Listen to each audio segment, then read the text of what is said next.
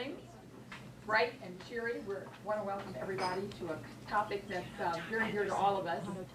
We move to these communities along the shore, for the water. And so water is something, and water, its quality, its ability to be used for recreation is certainly a topic of great interest to all of us. We're still awaiting some of our speakers. I guess it's very early for some of them, but we have 2 out of 4. Okay. In the meantime, though, I think I'd like to take a few minutes to introduce ourselves. It enables us to know who is here. It enables the speakers to know who is here. So please identify yourself by where you're from and any organization that you would like to identify yourself with. Also, if you have a brief announcement, very brief, from your organization, this would be the time to do it. Elaine Chapnick, President of the local summit. Melinda Lehman, President of the Larchmont Mamaroneck Hunger Task Force and Summit Board Member. Doris Block, Summit Board Member. Sabrina Fiddleman, Summit Board Member. Lynette C., Summit Board Member. Fran Snedeker, I'm not the Summit Board Member, but I really enjoy these sessions. I'm from Larchmont. Janet O'Connell, At Home on the Sound Board Member and Summit Board Member. Janet Buckbinder, Summit Board and Radar. And one quick announcement, on October 26th, which is Saturday from 10 to 2, there will be another drug take-back day. So please do a fall. October 26th, Saturday, at the Larchmont Village Hall. It will be in the lobby. Radar and the Larchmont Police Department are partnering in this, and we welcome anyone and everyone to clean out your medicine cabinets and help us keep kids safe and the sound clean. Thank you. I'm Pierre Poux. I'm with the homeless housing organization Shore based in White Plains. I'm Judy Dabra from Cancer Support Team. George Latimer, New York State Senator. Alyssa Miller. Marlene Colbert, Village of Larchmont trustee, and I want to remind everybody in the Village of Larchmont the plastic bag ban has gone into effect on October 1st. John Bradley, Summit Board Member at Home on the Sound. I'm Bill Lawyer from Rye, New York, and I'm representing the environmental advocacy group of Rye. John Gitlitz, Summit Board and Hispanic Resource Center. Harold Wolfson, Summit Board and Hispanic and Human Rights Committee. Elizabeth Sanger, Summit Board, Village of Mamaroneck, Human Rights Committee. Catherine Parker, Rice City Council and candidate for county legislator. Doreen Kishel, Summit Board and Don Bosco Board. Stuart Teekert, Village of Mamaroneck, resident. Doreen Roney, Village of Mamaroneck, resident. Nora Lucas, Village of Mamaroneck, resident. Jeff Megan, Mr. Tidbit. There will be no tidbit today. Ironically, it would have been on all the rivers and streams and creeks and estuaries. So sometime in the future. Summit Board and LMC-TV Board, and I want to make an announcement that on Thursday, October 24th, at the Beach Point Club, there will be LMC-TV's 30th anniversary dinner. And one of the co-recipients of the recipient of the Sunny Award happens to be a woman named Elaine Chapnick. Does anybody know her? So if you want to attend, contact LMC-TV. Clark Nuringer, board member of Washingtonville Housing Alliance, and just a short announcement. On Tuesday, November 5th, it's election day. Please, everyone, remember to vote. Thank you. Kay Francis Richards, Summit Board and Human Rights Committee. Bob Hayden, Summit Board and volunteer at Home on the Sound. Drayton Garrity, I'm a resident of the town of Mamaroneck. Welcome, new member, wonderful. Mary Lee Berridge, Summit Board, Human Rights Committee, Women's Club, and Interfaith. David Keys, Hispanic Resource Center Board, Ashley Helms, Mamaroneck Review. Leon Potok, trustee, Village of Mamaroneck. Catherine Hiller, co-chairman of the Committee for the Environment in the Village of Mamaroneck. Ray Tartaglione, Gila Harbor, Rye, New York. Mina George, DEC. Susan Riley, Director of the Mamaroneck Public Library. And I just wanted to mention we have a wonderful art exhibit up by Phil Strauss, and the reception for it is next Saturday. Janet DeMacy, Summit Board and Continuing Ed, and you can still take classes. There's plenty of time to register. Emmy Lou Sleeper, Larchmont native, older citizen.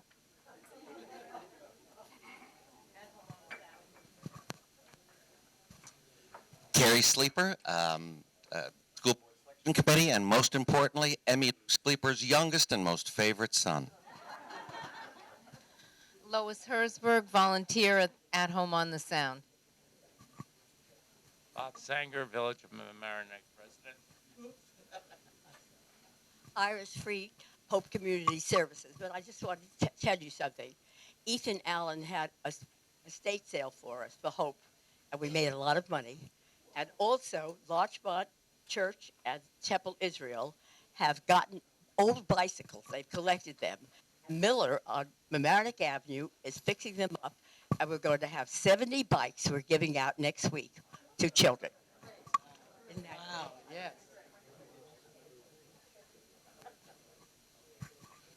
Good morning, Keith Yiza, Mamaroneck High School, Summit Board, HRC, Human Rights Committee. Two announcements. On Wednesday, there'll be a Harriet Tubman special at the Mamaroneck Library at 6 o'clock.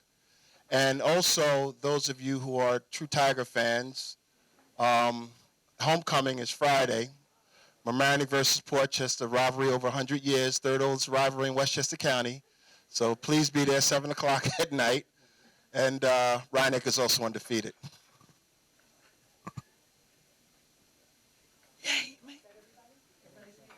Is everybody, yeah? Did everybody get introduced? We missed you? Okay. Yes.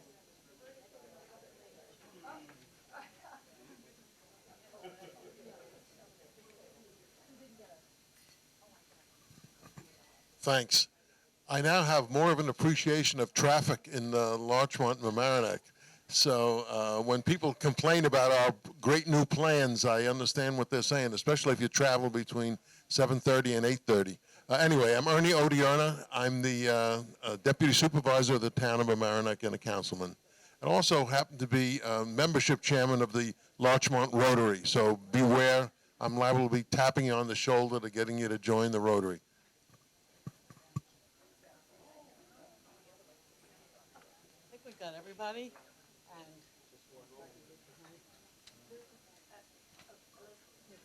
I missed someone else?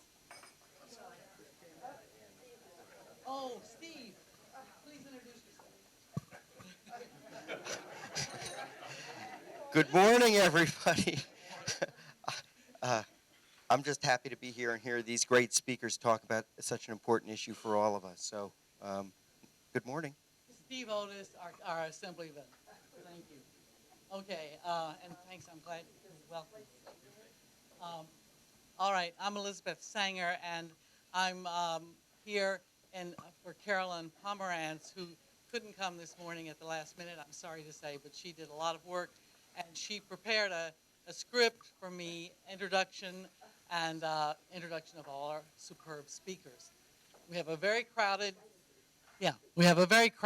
thank you, very crowded agenda, so we're going to move along very quickly. But as Carolyn wrote, I feel I must begin this morning's breakfast with a spoiler alert.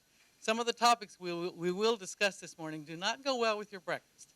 In fact, when our panel talks about what has been flowing into our beautiful Long Island Sound harbor and is flowing into our streams, brooks, and rivers, it might just turn your stomach. But at the risk of spoiling your breakfast, hence the spoiler alert, our waters have been found to be in such a bad state that the federal EPA has issued violations, and we must do something about it. Today, we have a panel representing New York State, county, and municipal levels of government, as well as an environmental action group to shed some light on our troubled waters. I think we will begin with Pat Ferricane, Pat works with the New York State Department of Environmental Conservation in the Division of Water, Region 3, which I assume covers our area, and he has done this since 1984. His title is Environmental Program Specialist 3, which sounds very governmental, but in reality means much more than that. Pat's current responsibilities include stormwater SPDS, DES program, which is, he can explain it. It's very extensive. Flood control, dam safety, floodplain management for the DEC Region 3 area. While we'd probably like to have Pat speak only about flooding, a topic which drastically impacts our area as well, today we are hoping Pat can give us an overview of water quality issues in our region of New York State and more. So Pat, and I'll give you, we're going to just hand the microphone around. Yeah. And we'll just hand it. Thank you. Good morning. Right now, there are two significant water quality issues associated with the Long Island Sound. One is a traditional point source water quality issue. It's hypoxia in the Long Island Sound that's driven largely by the discharge of nutrients from the wastewater treatment plant. And Tom is going to talk about the status of what the county is doing to upgrade their treatment plants to address the nitrogen loads. And for those that may not be aware, hypoxia is driven by nutrients and it causes a low dissolved oxygen in the receiving water. So that's one of the water quality issues that Long Island Sound faces, particularly in Westchester County, but throughout the Sound. The other issue, and that was alluded to in the opening remarks, is the pathogen loading that's discharging into the Sound. Now, currently, that's considered to be a stormwater issue. Stormwater in the sense that the pathogens are being discharged through municipal stormwater collection systems or municipal separate stormwater systems, what EPA defines as the MS4 program, municipal separate storm sewer systems. Pathogens or sanitary wastewater is being discharged through the stormwater collection system either by direct connection or leakages from an aging infrastructure from the sanitary sewer system. EPA, we have a consent order with Westchester County to address the nitrogen loading issues in the Long Island Sound, and Tom will talk about the status of that. EPA's role has been to do a track down of the pathogen sources in the 5 harbors in Westchester County. Currently, they have done what we call MS4 sampling audits. They've actually gone out and sampled storm drain discharges from various municipalities and identified areas where there was a potential due to the loading of the bacteria for illegal discharges. Portchester, Village of Mamaroneck, Town of Mamaroneck, Village of Larchmont, Village of Scarsdale, City of New Rochelle have all been identified as having potential discharges of sanitary wastewater going into their stormwater collection system, and they've been required to track down. The only municipality in the Long Island Sound area that did not get a notice of violation from EPA is the city of Rye. Don't know why that is. Must have been a good day when they were there, I don't know. But anybody that owns sanitary sewer systems is likely facing this problem, whether it's Long Island Sound, Hudson River, or any of the water bodies in New York State, due to the aging infrastructure of the sanitary wastewater collection system. These systems have been in the ground for 50-plus years, and they are breaking down. When EPA defined in their federal stormwater regulations illicit discharges, what they had in mind were true illegal connections of sanitary wastewater directly to a sanitary sewer system. What we found with the trackdowns that are going on in Westchester County and elsewhere throughout the state is that that's not the most common issue. They do exist, but it's not the most common. The most common issue is a breakdown in the sanitary sewer system that's leaking into the storm drainage system. That was especially evident in Portchester. Portchester's system is decaying very rapidly, largely because of the area that it was built on. It was built on a wetland. And with subsidence, you're getting breaks in the lines that are discharging into the storm sewer systems. So EPA has an order to require these municipalities to track down the sources of these pathogens. All the municipalities are actively involved in the track down and removal and elimination of the sources. It's driven by the Speedy's General Permit for stormwater discharges from municipal separate storm sewer systems. That requires municipalities to address water quality impacts associated with stormwater discharges from 6 different program areas, and illicit discharges is just one of those areas. There's 5 other programs that municipalities are required to implement. DEC has done audits of those programs throughout the region. We've done at least 2 audits, programmatic audits of the Long Island Sound municipalities. We have issued 1 NOV, but the NOV did not result in an order on consent. We allowed them to make the corrective measures, and they did. EPA's order is not a penalty-based order. It's an administrative order, and they are required to make the corrective measures within a specific time frame. Okay. Thank you very much. I think because we have such a full program, we're going to hold all the questions till the end. Our next speaker is Tom Lauro, and Tom Lauro is the Commissioner of the Department of Environmental Facilities in Westchester County. He was appointed acting commissioner in April of 2007 and confirmed as commissioner in November of that year. He has worked for the County of Westchester in various supervisory capacities for 33 years. Previously, he worked for Malcolm Pierney. Tom is a past president of the New York Water Environment Association and is currently its assistant treasurer.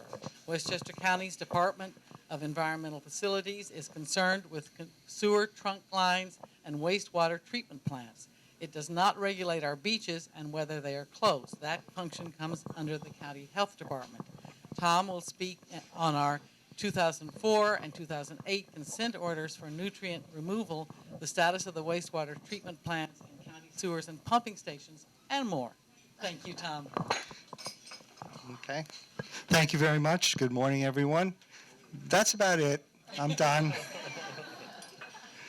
No, there's quite a bit more. Just a little bit about the Department of Environmental Facilities. Besides the 7 wastewater treatment plants, 42 pumping stations, and 200 miles of trunk sewers, we also deliver water to 4 water districts. 2 of them are active for a number of residents in some of the major cities in Westchester County, as well as being the solid waste planning unit for the county. So we deal with solid waste for 36 of the 43 municipalities and recycling. And just to add another note onto the prescription drug take-back, just to let you know that our household material recovery facility, known as the HMRF, takes back prescription drugs along with all of your household chemicals, white goods such as refrigerators, things like that. But the prescription drugs, the first Tuesday of every month, you can make an appointment online, and please, like it was said before, get rid of those drugs safely. Don't put them down the toilet. They're not supposed to go down to the wastewater treatment plant, because those drugs which destroy bacteria in your body will also do it in the plant. So that's just a little note, so not to do that. And also one little other announcement. Those flushable wipes that you see, no, they're not flushable. They do not break down. Kleenex is not made to break down. Toilet paper is really the only thing that should go down there. So if that didn't turn your stomach on. So The nitrogen removal part of our work at the Department of Environmental Facilities started way back in the early 90s, and the county ran a couple of pilot projects to see what was the best way to handle the removal of nitrogen. And you have to understand nitrogen has really two major components, inorganic and organic. And we don't really touch the organic fraction, it's really the inorganic. So we can only get just so low in how much we remove. So when we looked at those facilities that we could use, they got us down to about 6 or 8 milligrams per liter. And where we are on the sound happens to be the most critical part of the sound with hypoxia. So we had to get to really low levels. In 2004, that was the first reduction. Everybody was supposed to get to 58.5% removal of total nitrogen. That's the two components combined. And just to add a little bit on top of that, we also had to make an allowance for non-point sources, which the DEC allowed us to go to 61% removals. So we had to get down to 1,768 pounds per day. Not a lot of pounds. We were probably at 5,085 when we started. So right now, we're probably at about 4,100 pounds per day, and we're continually going down as our facilities come online. So in 2004, we signed a consent order. That was the first reduction date to get out 50% of the 58.5% removal. And then you went down to 75% and 100% of the 58.5% by 2009, 2014. So after we did our first engineering plan in 2004, we were going to upgrade all 4 of the Long Island Sound treatment plants for a total of about $735 million. Not a small amount of money. We went back, we did a couple of more pilots of more emerging technologies, which allowed us to get to much lower levels, between 3 and 4 milligrams per liter total nitrogen. That is what we were selected, and we went back to the DEC and renegotiated the consent order and signed a modification in 2008, which allowed us to upgrade 2 of our larger plants on the sound side, the Mamaroneck and the New Rochelle plants. Those are our second and third largest treatment plants. So along with the penalty we paid, we also did a couple of environmental benefit projects, which you may have seen. The first one was on Menursing Lake, known as Playland Lake. We put in a tide gate, and we took out a lot of invasive species and replanted native plantings along the lake to help with the uptake of nitrogen and nutrients in the lake. The second project was along Mamaroneck Avenue from the Hutch to the, you may have seen all the invasive species. It was kind of bare there for a while along the Mamaroneck River, right up to the entrance to Saxon Woods Park. So all that was replanted with native species. So those 2 projects should help in the removal of nitrogen as well. The county did a modeling project that can be used for other projects along riverbanks and streams and lakes, and that is available to anyone who wants to use it, to be used for, to see what kind of things you can do, whether replanting wetlands or stabilizing stream banks, that will help in sediment removal and nitrogen removal and other nutrients. So those were some of the projects that we did. Now to the construction. The Mamaroneck plant is currently online. We upgraded all of the facilities, and there's a lot of acronyms, and the process that we use is called an IFAS process, Integrated Fixed Film Activated Sludge, and it's those little pasta wheels that became famous because we did have an accident when the contractor was installing those things, and some of them did make it out of the plant. The DEC had us set up a fund, $250,000, for people who were cleaning them up. We haven't gotten many requests for those funds, but when they do come in, if they're verified, then we do help with the cleanup costs. And there were a lot of costs in the cleanup, the initial cleanup, because that's when most of them appeared. So barriers have been installed, and extra barriers have been installed, so that should not ever happen again. And we're looking at a third set of barriers, just in case, because we do not want that to happen again. So the process is online. It seems to be working very well.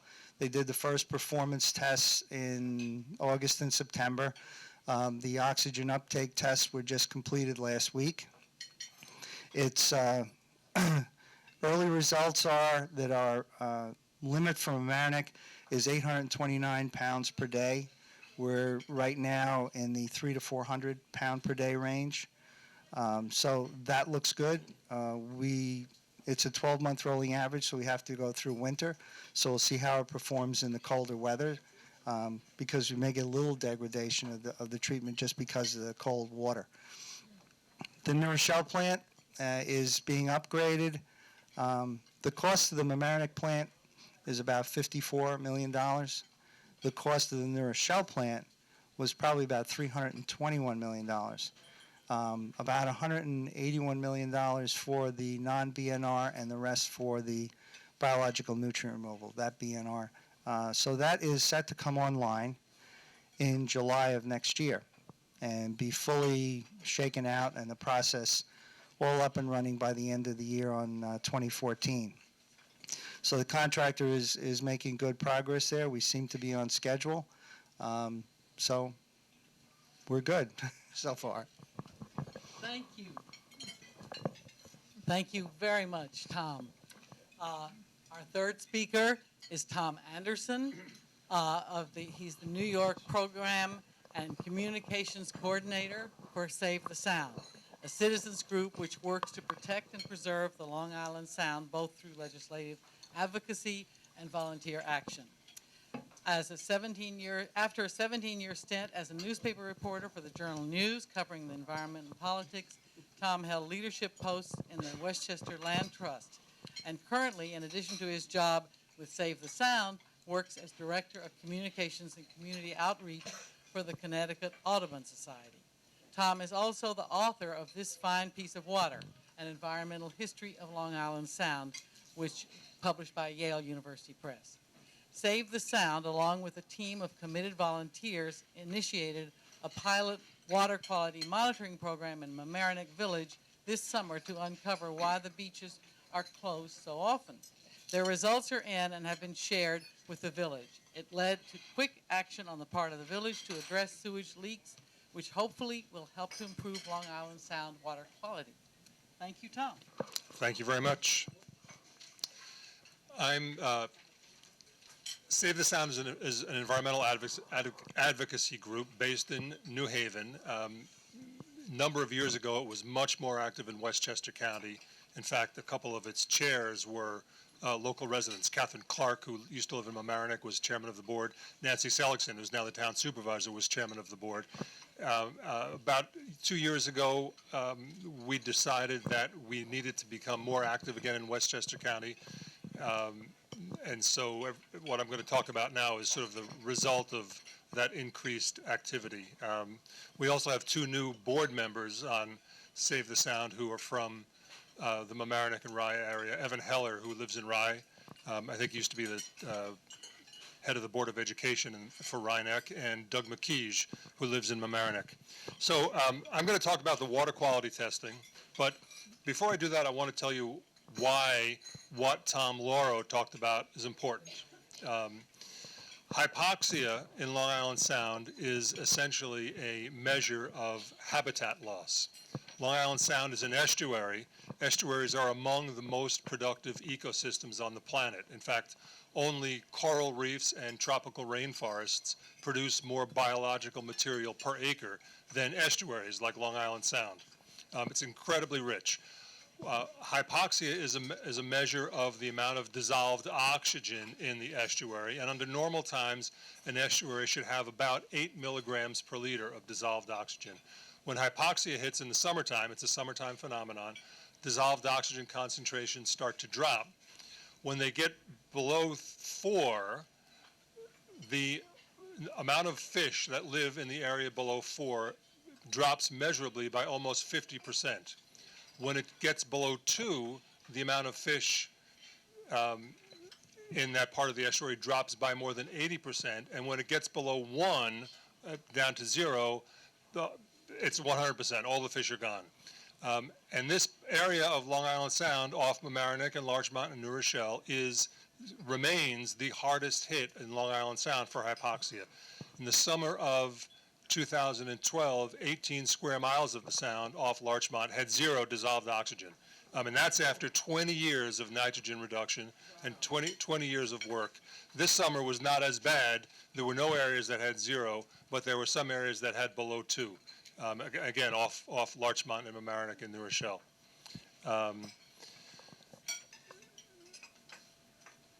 So that's why, in more concrete ecological terms, the nitrogen reduction work is important. So let's see. I haven't been working in the Mamaroneck area for as long as some of the people in this room have been around here, but I've been around for a long time. In the early 1980s, I began work as a newspaper reporter back when there was still a Mamaroneck Daily Times on Library Lane. And I worked for Ina Myers, who I'm sure some people in this room still remember. And in the summer of 1985, I got a call in the newsroom, the little tiny newsroom on Library Lane. I think it was from the village manager at the time, Joe Frioli, who said, I've got to tell you, the county health department just closed all the beaches on Mamaroneck Harbor, including Harbor Island, because of pollution. And so I said, you know, was there a sewage spill from the sewage treatment plant? And it was explained to me that no, there wasn't a sewage treatment spill. The county health department had determined that the stormwater running into Mamaroneck Harbor was so polluted that they decided that every time it rained a half inch, they were going to have to close the beaches because the rainwater just carried so many pathogens, bacteria and viruses, that it was unsafe for people to swim. That was 1985. Here we are in 2013, and the situation has not improved. In fact, it's gotten worse. Every year, the Natural Resources Defense Council puts out a report that it calls Testing the Waters. It's essentially a nationwide report on the state of our beaches. And they count the number of days that beaches are closed in each community around the nation. And they come up with a number that they call beach days. They essentially take the number of days, they take the number of beaches that are closed, and they multiply it by the number of days that those beaches are closed, and they get what they call their beach closing days. So in other words, if there are 5 beaches closed for 2 days, there are 10 beach days that are lost. In 2012, in the Long Island Sound beaches in Westchester County lost 112 beach days because of pollution at the beaches. In 2013, it was even worse. By our unofficial count, they lost 134 beach days this summer. And the situation is exactly the same. Every time it rains a half inch or more within 24 hours, the county health department closes 10 beaches in Westchester automatically. If it rains an inch or more, the county health department closes them for 2 days. When we were trying to figure out earlier, we being Save the Sound was trying to figure out earlier this year what we could do to help in Westchester County, what we could do to make a difference. We came to the conclusion that the attitude about the beach closings in Westchester County was maybe a little bit too complacent. It had become too routine. And so we thought maybe it would be a good thing to call attention to it again. So we started doing every weekend what we called our Sound Swim Alerts. We put on our blog a little notice that Westchester County's Long Island Sound beaches are open, swimming is fine, or if the county health department had closed the beaches, we would then put a notice saying that the beaches were closed, and we'd send an email out to the 400 or so people on our Westchester list saying the beaches were closed. Now, that information was all available from the county health department, but we thought it was a good thing to again, bring attention to the fact that routinely the beaches in Westchester County are closed, including public beaches like Harbor Island, paid for by the taxpayers, not able to be used by swimmers. The other thing we did was we went to the village manager and we said, we said to him essentially, we have a little bit of funding. Are there places in Mamaroneck where we could do some water quality testing to sort of supplement or augment the water quality testing that you've already been doing?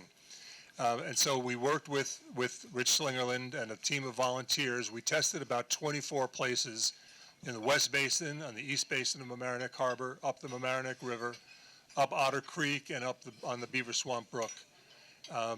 Two of those locations we almost immediately found really unbelievably bad bacterial situations. One was at the A&P, where they had located a dumpster right over a storm drain. As you can picture where the A&P is, it's not that far from the Mamaroneck River.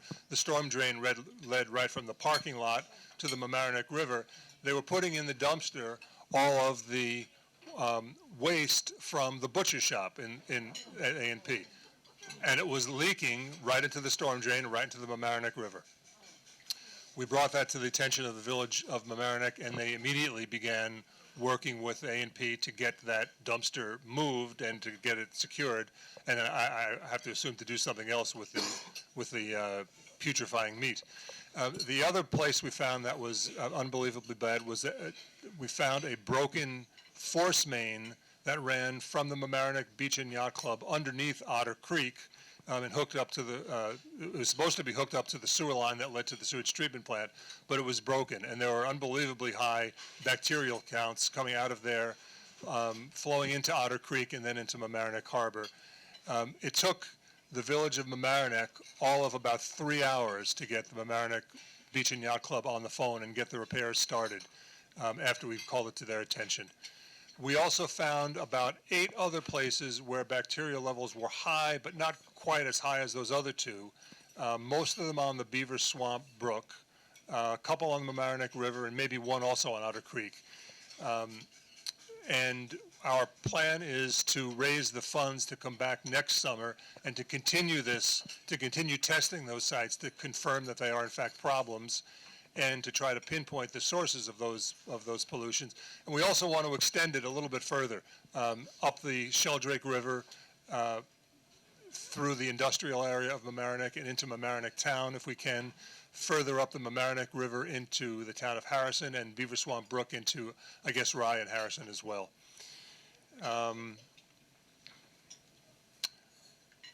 I guess I'll wrap up there. I'm sure that takes care of my 5 to 7 minutes. What I wanted to mention, though, is if you would like to be on our email list, and we'd like to put you on our email list, before you go today, give me your business card or just write down your email address, and we'll add you. And next summer, you'll be included on these beach alerts and everything else we send out. Thank you.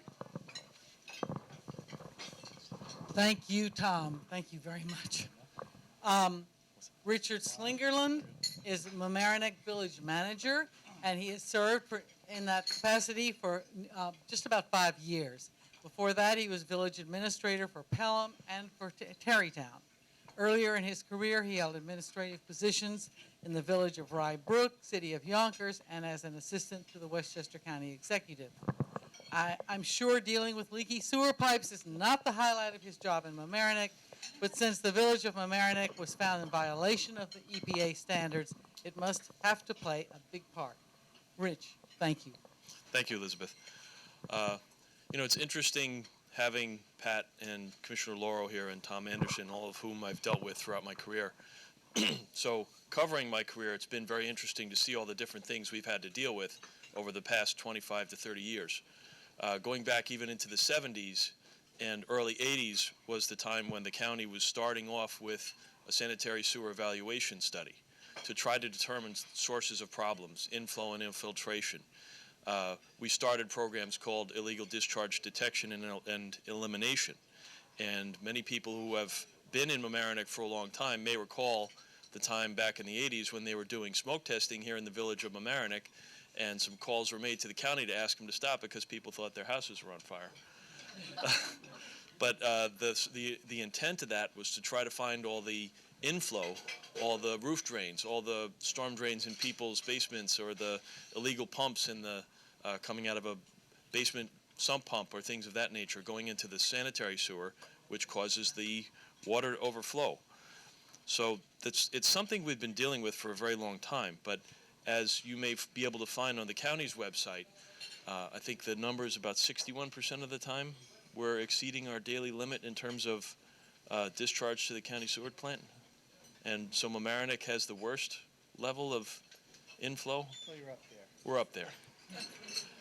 But in terms of what we have to deal with, this is a problem that goes back 80, 90, 100 years ago. Because the sewers that were originally installed, we've done a lot of inspections, and I've had many a commentary from our various sewer inspection companies, but they'll take a camera and run it down the line, and they'll say, gee, this line wasn't built to be watertight. And it wasn't. People didn't think of it back then. And even back into the 19th century, quite a few of those lines were built as combined sewers, especially in some of the big cities like Yonkers or Mount Vernon. So just Yonkers? Okay. But going back to our situation here, we had combined sewers that were not intended to be combined. And that comes out of things like the EPA violation that we received back in 2010.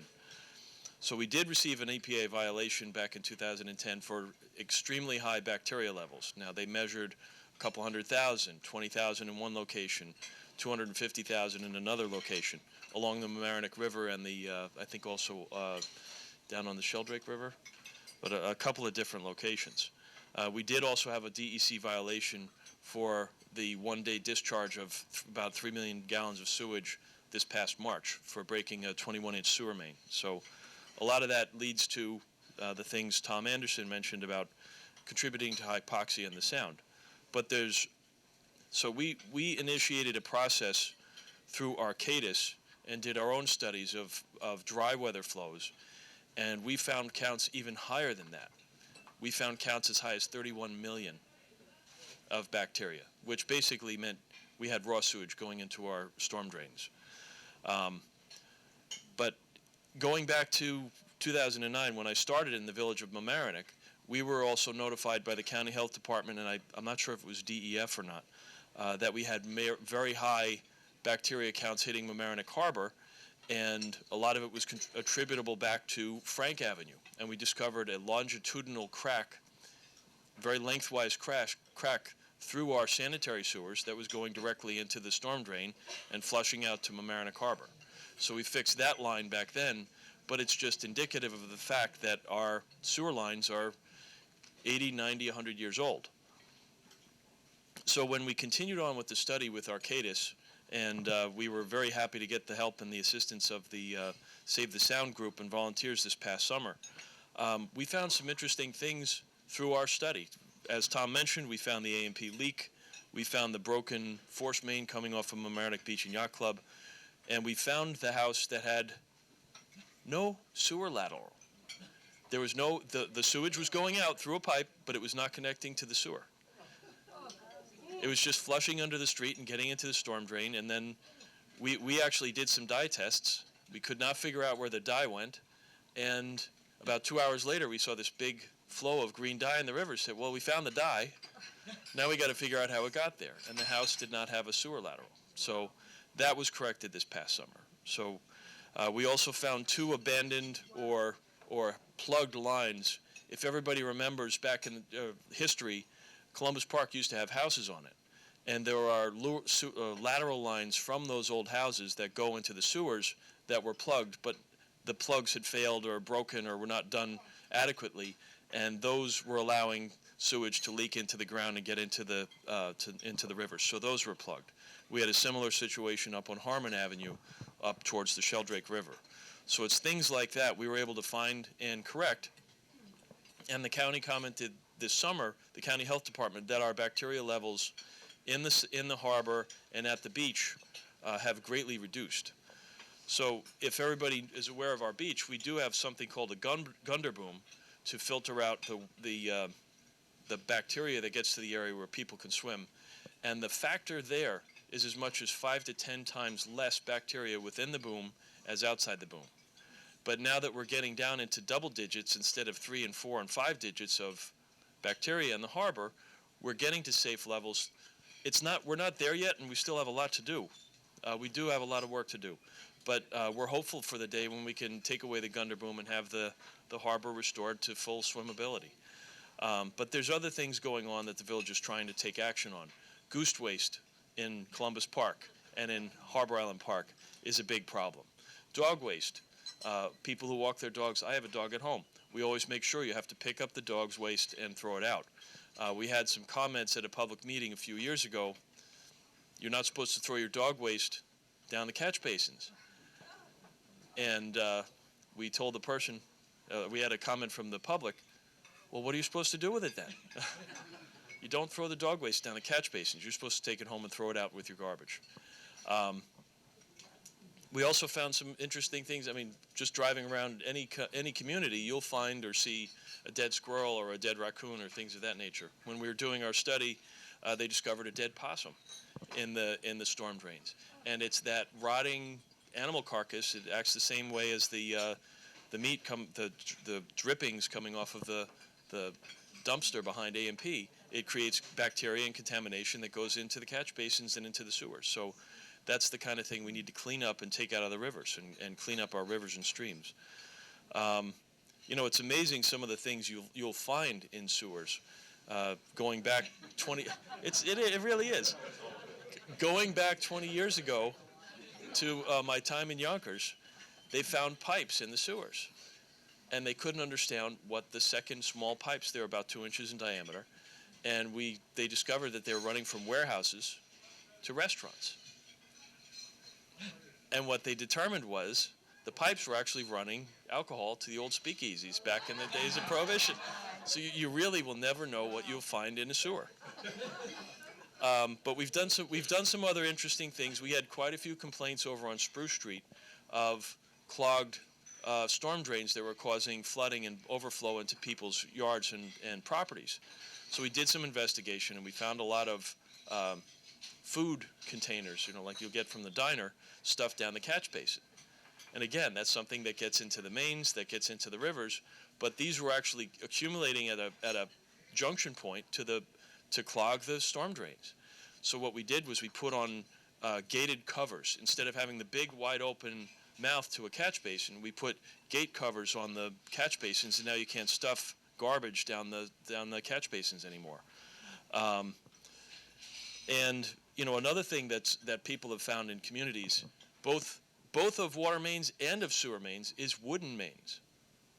So if you go back to 80, 90, 100 years ago, you know, if you think, barrels were made of wood. Once the wood gets wet, it expands, and it actually acts watertight. But after 80, 90, 100 years, it's not intended to be in service anymore. So it's rare, but those kind of things are still found at various locations around the county. So we've done quite a bit. We've probably lined several miles of sanitary sewers. We had a report done by the Savin organization in coordination with Westchester County about 6 or 7 years ago. And we've done, in our estimation, more than what was required for the sewers and about 3/4 of what was required for the manholes. But on the manholes identified for the total 100% number, it's our understanding from inspections and operational checks that the other 25% that were scheduled to be fixed, the manholes didn't have to be fixed. But even so, we still have a report. We've done the mandatory work. We still have a lot more to be done because we still have that 61% number where the households are discharging more water than they should into the sanitary sewers, which is overflowing the sewage treatment plants. So we certainly care very much about Long Island Sound and our rivers and streams and our beaches, and we want to continue the efforts working with Save the Sound, working with volunteers, and working with our regulatory agencies to get to the point where we can have a much cleaner, safer, and healthier sound for all of us to enjoy.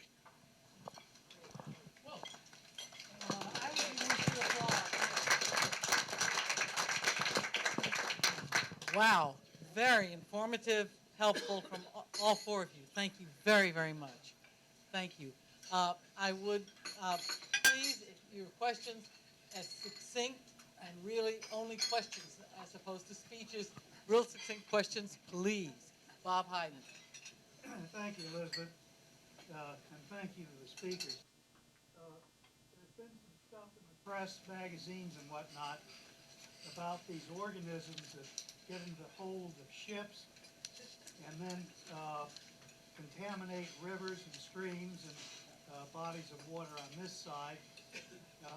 Is there any evidence that we have these mussels and whatever all it is that comes and gets overboard discharged into the sound or elsewhere that is affecting anything here? Ballast.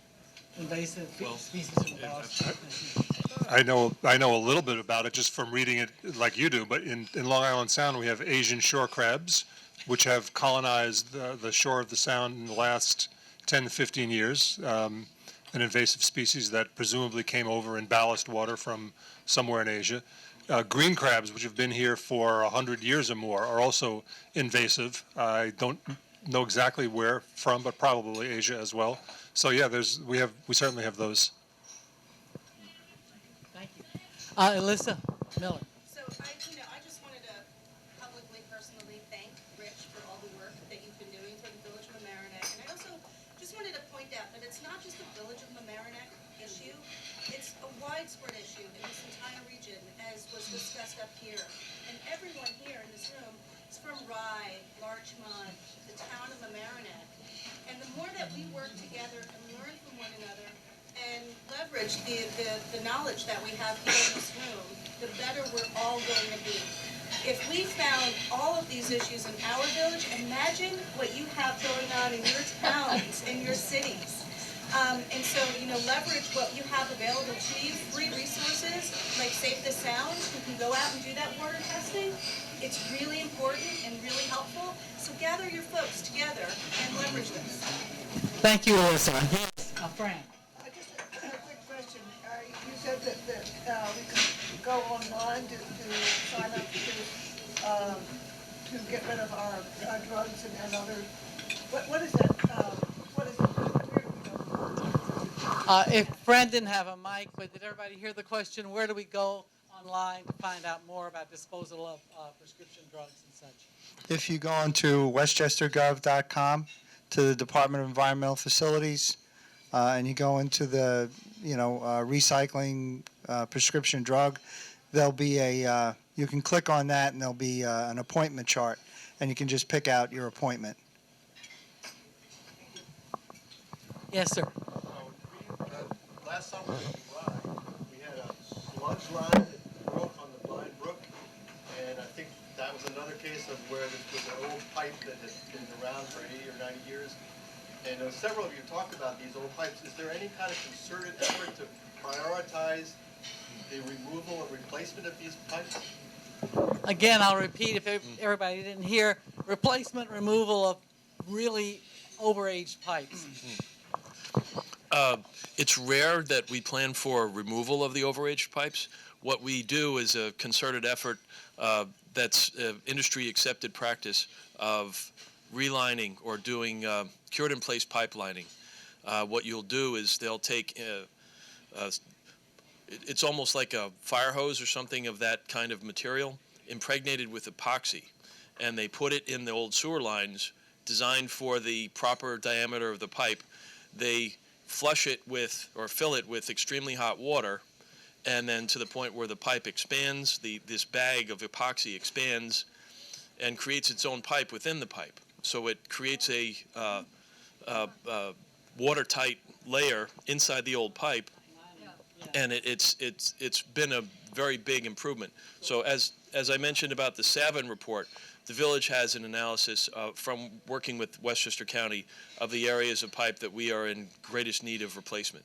Is that being done throughout the counties, municipalities? One thing I didn't mention was, as part of the 2008 consent order and our second engineering plan, and all of these things are online on the westchestergov.com environmental facilities. You can see all our quarterly reports and the consent orders.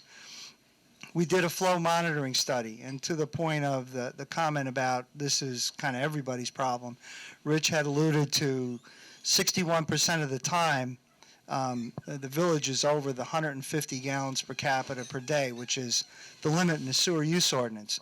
Well, every one of the communities on Long Island Sound, to some extent, we're above that limit.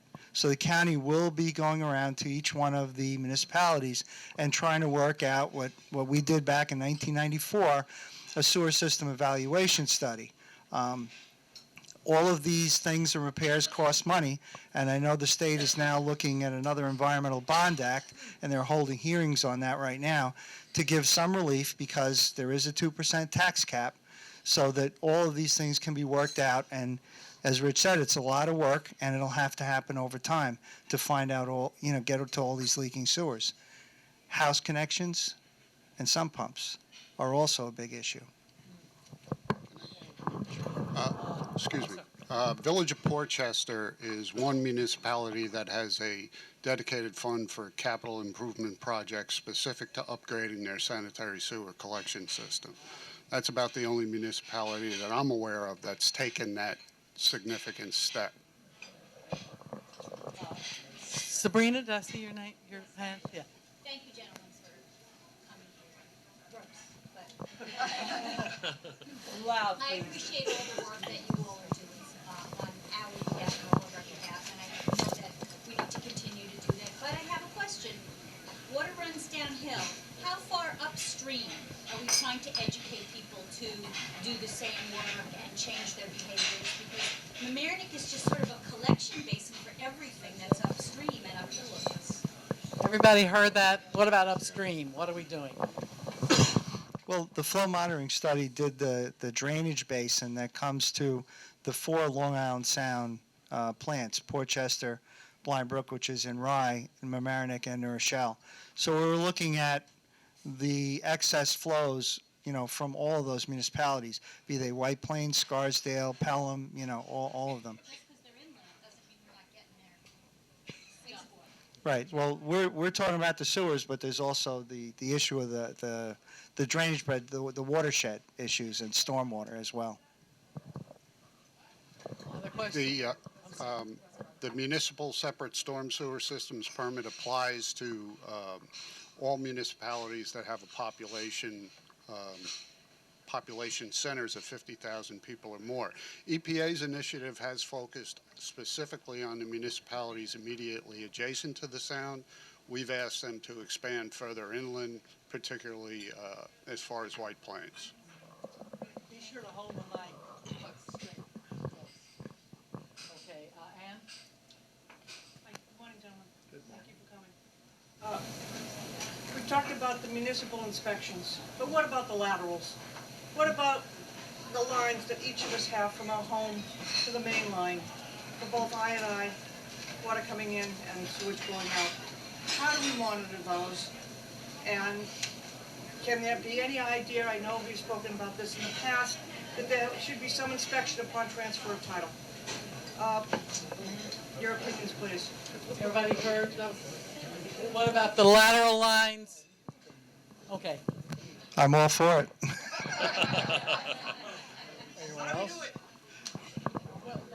I think part of the inspection, when you go and look for excess flows, not only has to include the county trunk sewers, the collector sewers, but also the house connections. Some of those things like smoke testing. Now we have cameras that can do things that we may not do the smoke testing, or do a better job of letting people know that it's going to happen so they don't think their house is on fire.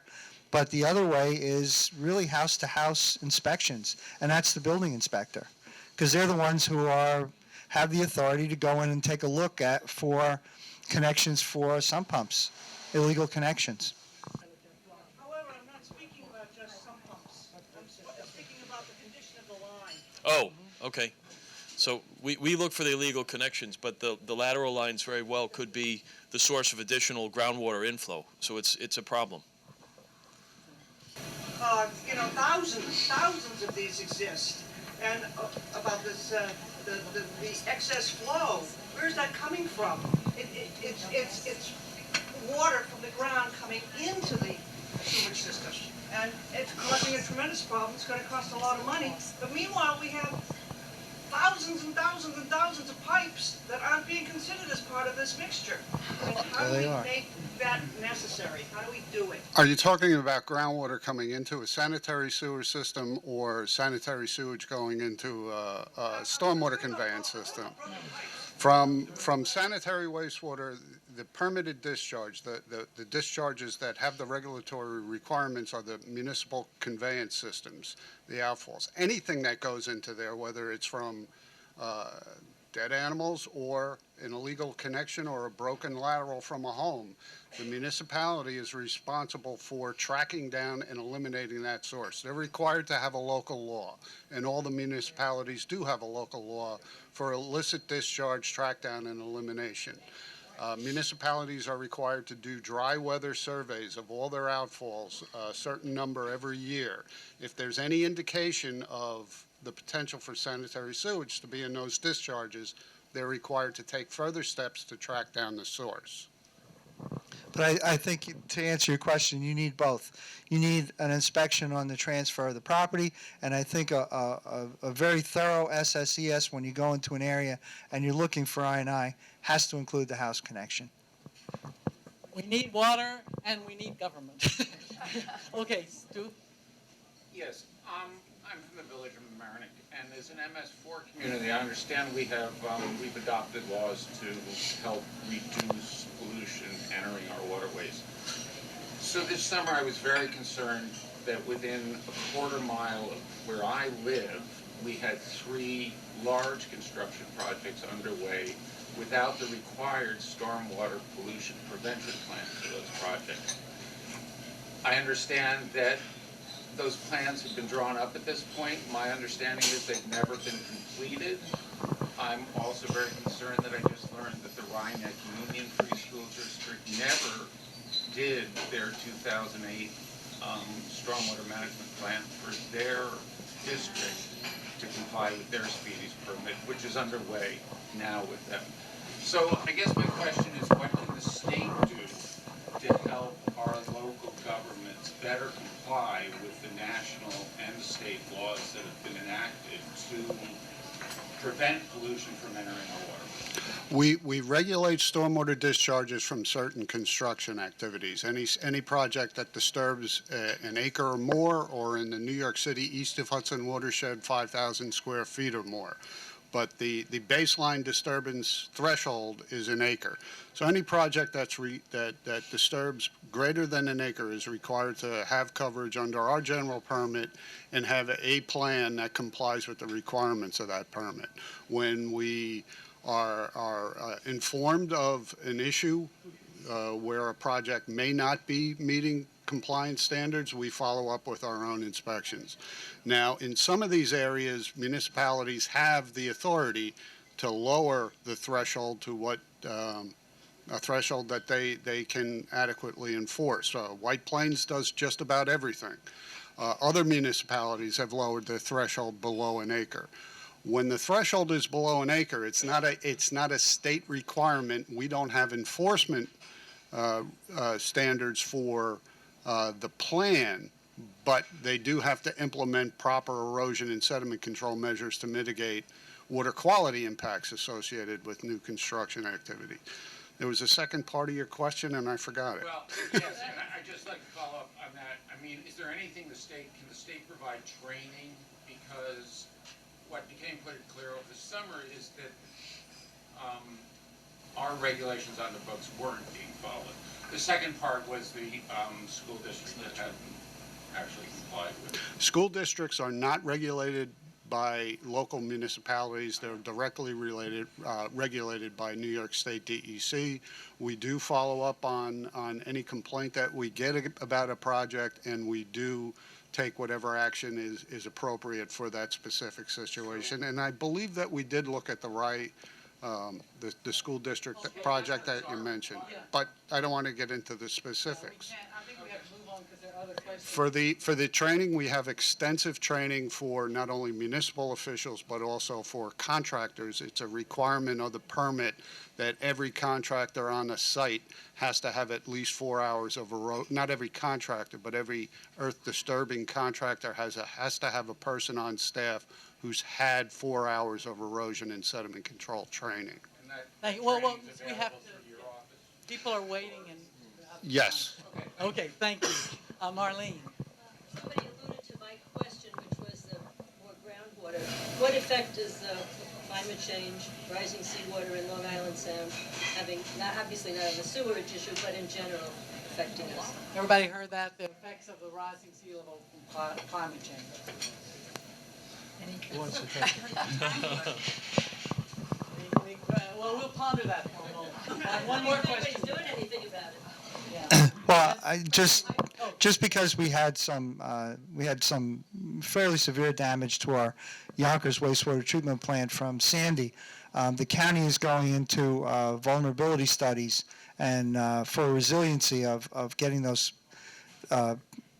facilities back online and to prepare for another such emergency as that.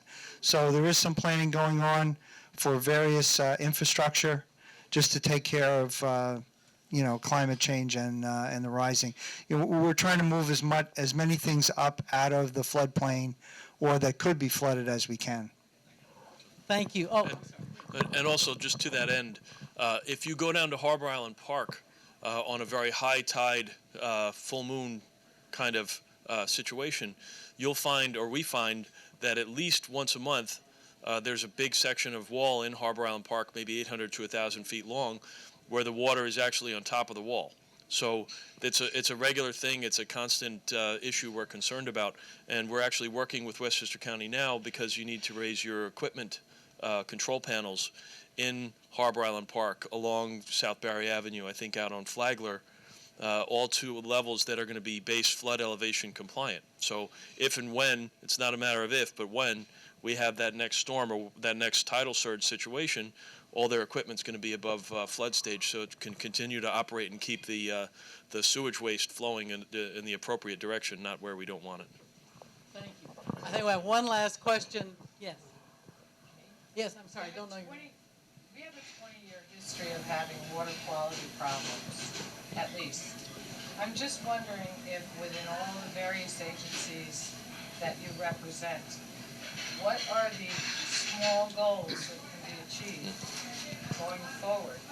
This problem has not, in my lifetime, disappeared. It's gotten worse in 20 years, and I'm wondering how to achieve better compliance and get our water clean. Well, I think that's what we've all been talking about. Yes. I could tell you what the main goal is, what the United States Clean Water Act says, and that's to make the waters fishable and swimmable. I think that, as Tom Laurel pointed out, there's progress being made at the sewage treatment plants to reduce the amount of nitrogen, which ultimately and over a longer time will reduce hypoxia. There's a scientist who works for the Long Island Sound Study who says that even after we reach the nitrogen reduction goal, it's going to take 5 to 10 years before we see a big improvement in hypoxia. And as Rich pointed out, the county health department numbers for bacteria in Mamaroneck Harbor this summer were better than they had been. So improvements are being made to that. How long it'll take to get the beaches open all the time, I can't say. And also, in the meantime, we're working on a problem that everybody's, I'm sure, aware of. The geese throughout the parks are just leaving, I think it's a pound of goose waste a day on all our parks. I know a lot of other communities around the area have the same problem. But we purchased a field vacuum. So we regularly vacuum up the poop off the fields in Harbor Island Park and Columbus Park. We also have other things. We just entered into a contract with a professional dog company that's going to chase the geese out of the parks and reduce the amount of goose waste. It's a big help.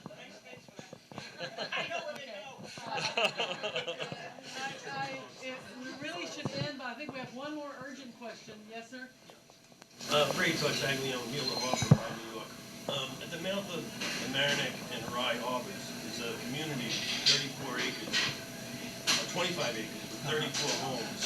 many of those homes have sewer systems or sewage pits that are less than 5 or 10 feet from the Long Island Sound. And I'll direct this question to Mr. Loro.